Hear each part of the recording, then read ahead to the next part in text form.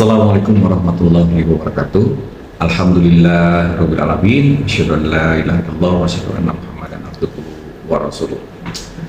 Jumpa lagi dengan podcast kesayangan kita semua, yaitu podcast Pak Kumis, pemahaman tentang hukum Islam dengan tagline kompetitif dan excellent.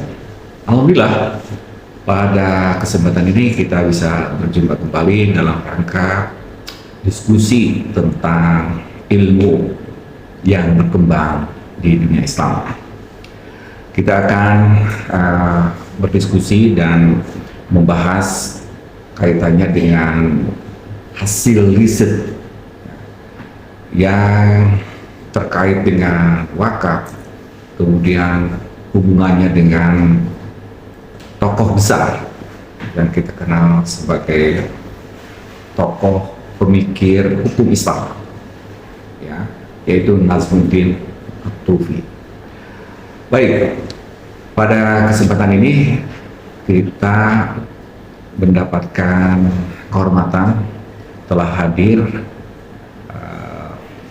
seorang peneliti, juga seorang dosen yang sudah melakukan riset mendalam terkait dengan pemikiran Nazmuddin At-Tufi. Nanti dihubungkan dengan bagaimana kontribusi pikiran At-Tufi berkaitan dengan teori maslahah dan kontribusinya terhadap wakaf dan pengelolaan wakaf di Indonesia. Baik, langsung saja kita akan memperkenalkan Pak Dr. Maman Surahman, ya. Ya, Prof. Halo, Safan. Ya, terima kasih, syukur kasiran atas kehadirannya pada kesempatan ini. Kita punya kegiatan akademik ini dalam rangka yang pertama penggalian ilmu, ya, kemudian yang kedua ya taklim, ya itu ya, yang kedua bagaimana kita mensosialisasikan ilmu-ilmu yang bermanfaat ini yang berbasis pada penelitian atau riset. Nah, di depan kita sudah ada Pak Dr. Maman Surahman ini, nanti akan membicarakan tentang tema penting, yaitu pemikiran maslahah atau teori maslahahnya Nazmuddin At-Tufi dihubungkan dengan tema wakaf di Indonesia. Baik, Pak Maman mungkin bisa memperkenalkan diri secara lebih mendetail.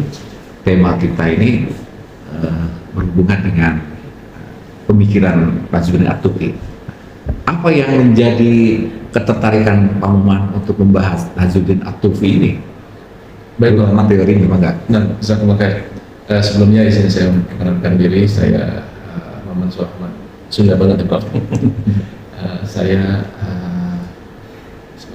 aktivitas keseharian saya sebagai dosen di Universitas Islam Bandung, dan alhamdulillah sekarang ini pagi menjelang siang ini punya kesempatan sangat baik, kehormatan bisa bertemu dan ngobrol sama Prof. Hasan Tuan, akademisi dan praktisi sekaligus, ya gitu ya, alhamdulillah. Ya Prof, jadi ini judul dari penelitian saya, kemudian dalam bentuk disertasi ini adalah teori maslahah Nazmuddin At-Tufi dan relevansinya terhadap undang-undang kewakafan di Indonesia. Yang menarik dari Nazmuddin At-Tufi, jadi ada dua sisi yang ingin dari konstruksi maslahah Nazmuddin At-Tufi ini yang ingin saya munculkan, Prof, yang saya munculkan. Pertama adalah saya ingin mengembalikan kembali pemikiran Nazmuddin At-Tufi pada originalitas pemikirannya, ya. Karena hari ini mungkin ada beberapa orang, atau katakanlah ada pemikiran yang berdalih dengan maslahah At-Tufi, maslahah sebagai dalil gitu. Sementara Nazmuddin At-Tufi punya kaidah, punya konstruksi tersendiri dalam pemikiran itu. Jadi tidak langsung ke maslahahnya, maslahah dalam hal apa, dalil seperti apa, itu ada ininya, ada teorinya dalam teori masalah Nazmi At-Tufi. Itu satu. Kedua, kita kan tahu hari ini perkembangan wakaf terus dinamis sekali ya. Potensinya juga sangat besar. Uang ya saya kira sangat besar lah, ratusan triliun ya kalau saya lihat. 180 triliun cash wakaf ya. Belum hari ini wakaf tanah yang sudah tersertifikat atau belum ya banyak juga program. Mungkin ratusan ribu hektar ya kurang lebih gitu bro. Sementara mungkin produktivitasnya mungkin belum bisa maksimal gitu ya. Ya mungkin terbatas ya karena hari ini juga undang-undang wakaf mungkin perlu penyegaran ya, sehingga nanti dengan teori masalah At-Tufi ini bisa kita terus kembangkan gitu ya, bagaimana regulasi wakaf. Baik, itu mungkin itu ya goalnya di akhir ya, betul. Dengan riset ini. Nah kira-kira sekarang ketertarikan untuk riset itu At-Tufi ini ya, pemikiran atau teori masalahnya itu, peneliti itu biasanya menemukan apa yang disebut dengan core problem atau problem set-nya sebenarnya di mana itu At-Tufi, pemikiran masalah At-Tufi itu. Iya, pemikiran masalah At-Tufi ini dia punya keunikan tersendiri ya. Jadi beda dengan dengan Ibnu Ashur, kemudian Imam Ghazali ya, dengan teori maqasid syariah dan seterusnya. Jadi At-Tufi ini betul-betul murni dari maslahat gitu ya. Sehingga nanti dalam kitab sebagai rujukan At-Ta'yin Arba'in itu beliau mensarah hadis Arba'in karena Imam Nawawi itu dalam kitab sebetulnya kitab fikih, tapi di situ di hadis nomor 34 kemudian hadis Abu Sa'id Al-Khudri yang kemudian Rasulullah mengatakan la darar wa la dirar, itu beliau mengatakan disinilah muncul teori riayatul maslahah. Dan kemudian beliau mengatakan innama qaddamna riayatul maslahah fil ibadat wa fil adat wal muamalat. Ya, li'annahu maqsud kutub syariah. Jadi kita kedepankan kemaslahatan ini. Jadi betul-betul teori maslahat ya, tanpa ada sangkut paut dengan maslahat yang lain. Itu di dalam hal muamalat dan adat. Karena dalam muamalat ini kalimatnya adalah kutub maksud syariah. Jadi tujuan inti dari syariah adalah kemaslahatan. Sehingga ruang lingkup kajian teori masalah Nazmi At-Tufi ini dalam muamalah saja ya. Betul. Jadi kalau masuk ke wilayah ibadah tidak berlaku lagi bro. Karena dia mengatakan bikhilafil ibadah bikhilafil fa'inah hak syara, karena ibadah ini adalah hak syariat gitu ya. Al-aslu ibadah al-butlan ya, al-butlan al-manu al-butlan gitu ya. Dan hatta yakun dalil al-amri ya. Amri betul gitu. Baik. Jadi itu ya keunikannya. Poin pertama itu karena sosoknya yang unik dan juga memiliki pandangan yang berbeda dari mainstreaming ya. Betul. Para pemikir pendahulunya atau mungkin yang guru-gurunya. Beliau ini Nazmi At-Tufi ini dia sebagai akademisi nggak? Atau dia seorang kodi atau memang dia seorang fuqaha saja? Beliau seorang fuqaha, jadi unik beliau lahir di 657 Hijriah di Irak ya. Dia sebagaimana Dr. Muhammad Hasan Turki mengatakan, beliau punya kegelisahan ilmiah yang sejak kecil mendalami fikih Hambali begitu ya, dan terobsesi juga oleh Ibnu Taimiyah. Maksudnya Ibnu Taimiyah seorang mujtahid mutlak gitu ya. Misalnya kalau hanya sekedar berkutat dalam mazhab Hambali tentu terbatas gitu ya, tidak bisa mengeksplor dan menyelesaikan permasalahan yang al-waqa'i mutajaddidah gitu. Al-waqa'i mutajaddidah bahwasanya ya fikih itu kan terus berkembang ya, kebutuhannya terus berkembang, sementara wal adillah mutanahiyah dalil-dalil terbatas gitu ya. Apalagi kalau skupnya hanya mazhab ya betul-betul terbatas. Sehingga beliau dengan perjalanan perjalanan akademisi yang panjang, jadi mempelajari fikih Hambali di Irak, terus kemudian ke Syam, kemudian ke Mesir, kemudian sempat haji. Setelah haji beliau melihat bagaimana khazanah keilmuan di Mekah Madinah, terus kemudian kembali lagi ke Irak. Jadi beliau itu terwarnai sebetulnya secara fikih adalah Hambali, tapi terwarnai oleh lingkungan yang lain gitu ya. Khazanah. Kalau nggak salah di sana lebih kuat di Abu Hanifah ya. Abu Hanifah lebih kuat sebetulnya Irak itu ya.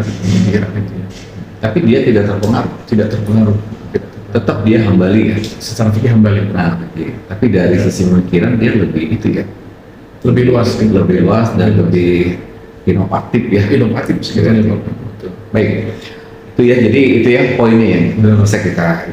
Ini kedua, biasanya kekuatan sebuah riset itu ditentukan oleh kerangka teori. Ya, Bro. Gimana penjelasan untuk menganalisis pikiran itu menggunakan kerangka teori, mungkin ada grand teorinya gitu, ya, Bro. Middle dan applied teori. Ya, jadi grand teori yang saya gunakan ini adalah teori maslahat. Yang kedua adalah tabyinul ahkam. Jadi bagaimana hukum itu berubah, terus kemudian di ujung sekali ada taknin, Bro. Jadi semua teori itu kemudian memunculkan konun gitu ya, lewat istilah tatbiki dan seterusnya itu. Jadi kontribusi bisa ya pada saatnya nanti dari masalahnya itu Nazmuddin itu pada taknin ini. Pada taknin bisa terpisah.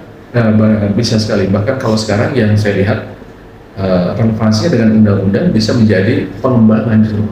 Karena hari ini undang-undang wakaf itu kan nomor 41 tahun 2004 hanya 71 pasal, Bro ya. Jadi sangat terbatas gitu. Sementara ya kebutuhan hari ini masih sangat luas. Jadi nanti ada relevansi yang sebetulnya sudah relevansi, tapi nanti saya lihat di undang-undang wakaf itu perlu pengembangan. Ada sisi-sisi wilayah wakif yang perlindungan wakif yang belum muncul di undang-undang kok. Terus kemudian juga bagaimana produk-produk perwakapan juga perlu dieksplor lagi ya. Karena saya lihat di BWI juga baru belum banyak perlu pengembangan lah ya. Perlu pengembangan yang muncul kan baru ya hari ini semuanya cash wakaf terus kemudian surat berharga, sementara nanti yang secara khazanah perlu dikembangkan hari ini mungkin di wilayah kita belum ya. Masih kok ada banyak hal. Jadi kalau melihat dari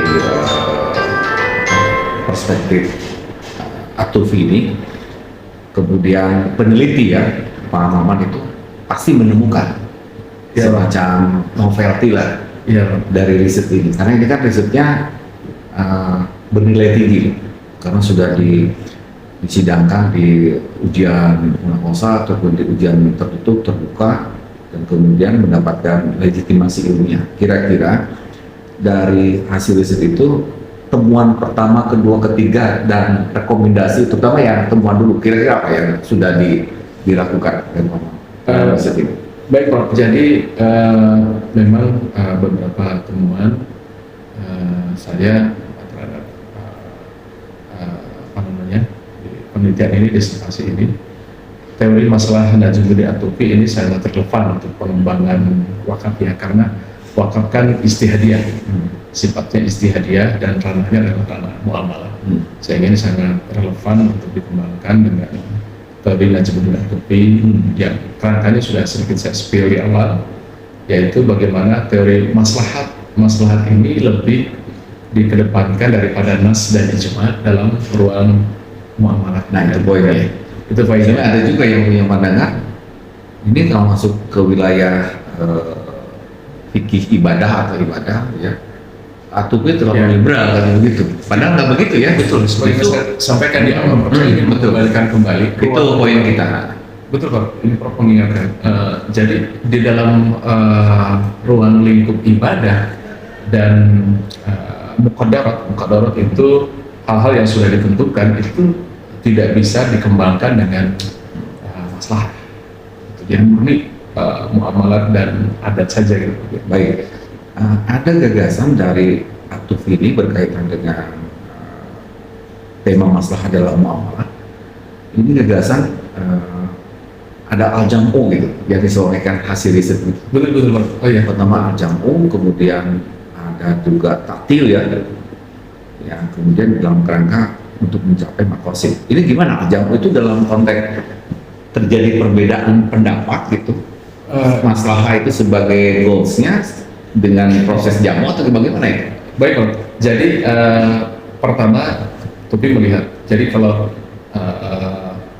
tidak tahu kalau masalah wan nusus fabiha wa nikmat kalau sudah pas nih masalah dengan nas ya sudah sesuai, maka itulah yang dikehendaki. Fabiha wa nikmat itu bagus. Nanti fabiha wa nikmat bagus. Fabiha wa nikmat bagus begitu kan. Kedua, jika memungkinkan al-jam'u maka al-jam'u antara maslahat dengan mungkin ya al-jam'u. Biasanya kalau al-jam itu kalau terjadi itu ya ikhtilaf antara pendapat betul urusan fikih misalkan. Betul. Ini malah bisa ya antara maslahat dengan nas jika bertentangan dan memungkinkan untuk al-jam'u ini al-jam' dikompromikan gitu ya. Baik, mungkin bisa dijelaskan dari sisi apa ya? Contoh yang konkret bahwa ini masalah, ini nas dalam konteks apa kira-kira? Contoh gini Prof ya, ini masalah kemudian ini nas. Saya seumpamanya kalau dalil dari kitab At-Ta'yin ini cukup panjang ya, semua ini seumpamanya di dalam nas dalam masalah ibadah ini sedang mengambil istidlal itu tayamum itu boleh kalau tidak ada air ya, tidak ada air sehingga atau sakit juga ikut barro al safrin al jahatu min apa namanya fatayamamu gitu ya, tentang Al-Maidah tentang tayamum itu Prof. Itu kan artinya tayamum sesuatu yang boleh dengan beberapa kondisi. In kuntum mardaw ala safari, sakit atau safar. Kalau sakit tidak bisa menggunakan air atau safar ya sudah tayamum saja. Nah, itu masuk. Itu ternyata kemudian tidak boleh dengan tayamum ini tidak boleh. Ya sampai betul-betul cari dulu, ya airnya cari dulu sehingga sampai dalam fikih itu sampai waktu sholat habis pun belum ketemu air, cari dulu airnya begitu ya, sampai begitu ya. Begitu. Sehingga di situ disimpulkan bahwa disinilah maslahat menjaga agama lebih diutamakan daripada nas. Karena nasnya kan nasnya mengatakan jika sakit dan safar tidak menemukan air tayamum. Jadi nas mengharuskan tayamum, sementara maslahat ini jangan tayamum karena maslahat menjaga agama. Jadi Ibnu Mas'ud mengatakan maslahat menjaga agama dalam hal ini lebih diutamakan karena kalau tidak begitu orang akan mempermudah. Baik. Ini contoh yang menarik sebetulnya. Ada juga hadis-hadis yang berkaitan dengan masud zakar ya. Ya, masud zakar ada zakarahu alaihi kemudian la inama huwa badatun minka. Artinya kalau orang itu mau sholat habis berwudu kemudian bulan masa terhadap zakar ya, maka dianjurkan, disunahkan untuk berwudu. Kalaupun tidak ada masalah. Itu aja mungkin ya seperti itu. Itu aja sehingga hukumnya adalah dianjurkan. Betul. Baik.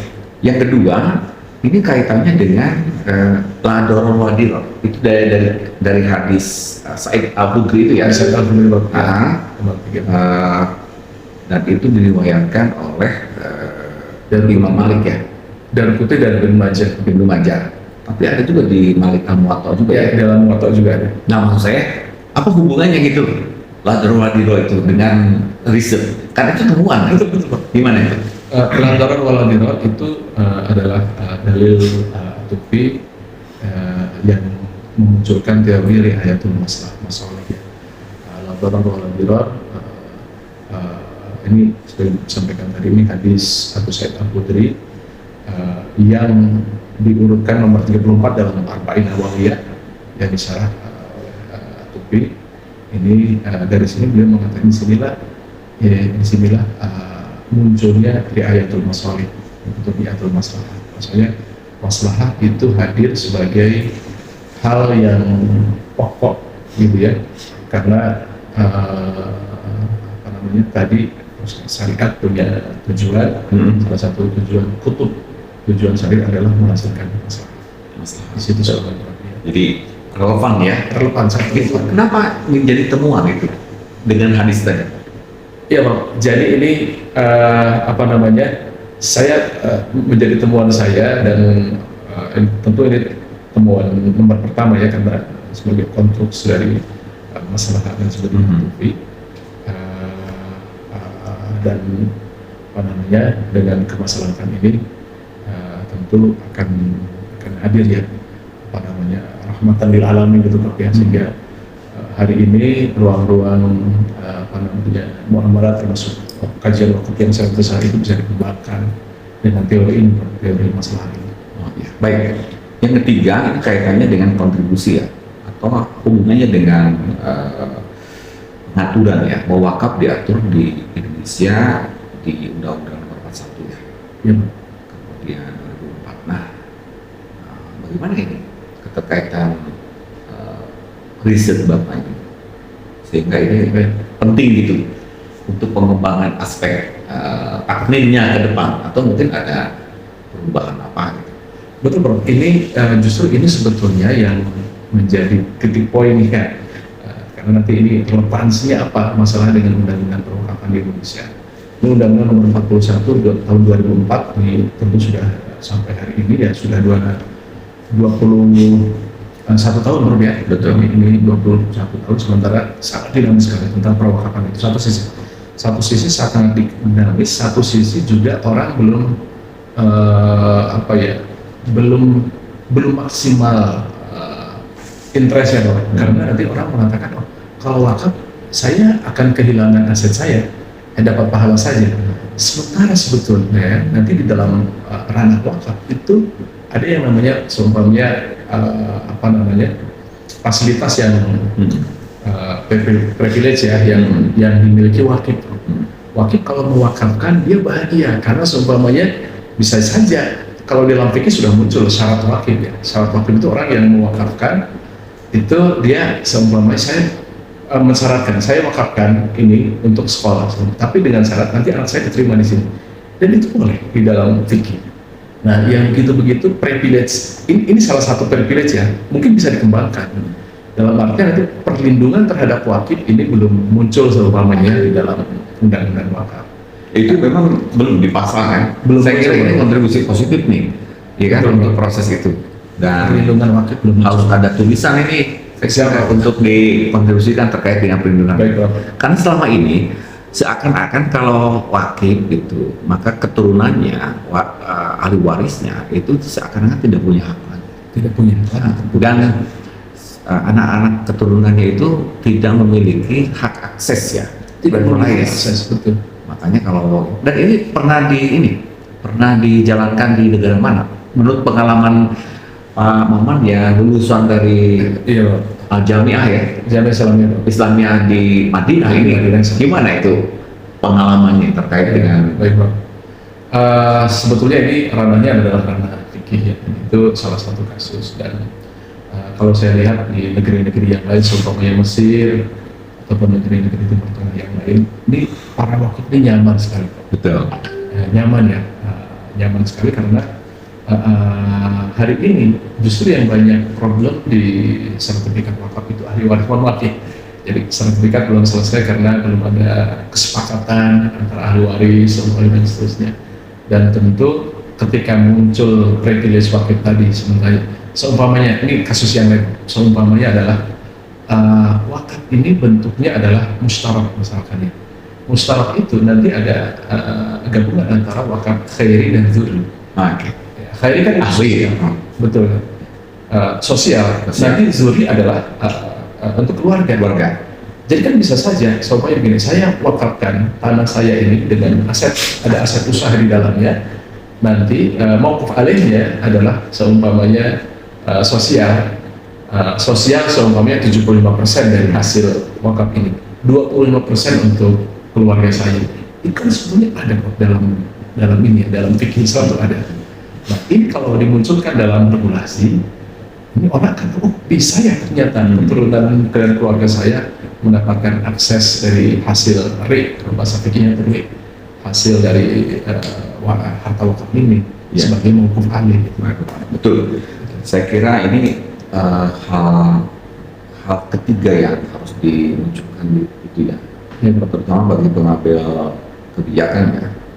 Kalau ada prolegnas gitu untuk melakukan semacam revisi ya. Revisi amandemen apa itu ya. tinggal masukkan aja nanti. Siapa tahu nanti Bapak jadi itu salah satu perumus gitu. Mudah-mudahan. Nah, yang terakhir ini bahwa pandangan Atufi tentang masalah itu menurut Pak Dr. Maman ini lebih pasnya masuk pada wilayah istihadi. Wilayah istihadi itu maksudnya di wilayah muamalah. Dan oleh karena itu kemudian memberikan sebuah reposisi bahwa wakaf itu istihadiah. Nah, bagaimana itu? Itu temuan keempat nih. Kira-kira penjelasannya seperti apa nih? Ya, jadi wakaf itu adalah ruang istihad ya, baik pengelolaannya, terus kemudian hari ini proses tatbikinya juga itu sangat istihad ya. Karena nanti di dalam nas itu wakaf itu kan dari segi bahasa saja itu disebutkan sebagai sodaqah ya kan, tiga hal yang tidak akan terputus. Ada salah satu adalah sodaqah jariyah ya, kemudian doa soleh dan ilmu yang bermanfaat. Ini zakat wakaf dikatakan sebagai sodaqah, kan sebetulnya ini adalah wakaf, sehingga di sini sebetulnya ada ulama beristihad, oh ini adalah wakaf sodaqah jariyah gitu. Iya. Terus kemudian dalam Quran itu al-bir lan tanalul hatta tunfiqu mimma tuhibbun Innal abror lafi na'im ya. Innal abror lafi na'im Laisal birru an tuwallu laisal birru an tuwallu. Padahal bir itu banyak hal ya, tapi dalam hal ini kok dihubungkan dengan wakaf itu. Jadi sebenarnya ini adalah istihadiyah. Iya, memang di dalam Al-Quran tidak ada. Satu-satunya saya kira nomenklatur terkait dengan urusan harta ya, yang tidak disebutkan dalam Al-Quran itu al-waqfu, zakat, infak, sedekah ada. Tapi wakaf malah nggak ada. Ini menarik muncul itu. Makanya kemudian para ulama merumuskan ya bahwa sumber hukum yang ada di kata albir gitu. Betul. Kayak al-abror, baik. Terakhir mungkin apakah yang empat itu dianggap novelty atau ada novelty lain? Oh baik Pak, sebetulnya novelty saya adalah teori maslahat an-najmuddin At-Tufi sebagai instrumen untuk pengembangan regulasi, untuk pengembangan regulasi wakaf di Indonesia. Jadi ini semacam mungkin ya proposisi proyek ya untuk bagaimana ini itu menjadi instrumen ya untuk pengembangan regulasi wakaf di Indonesia. Gagasan-gagasannya banyak tadi seumpamanya yang belum muncul di undang-undang perlindungan wakaf dan pengembangan harta wakaf yang perlu dikembangkan kembali ya.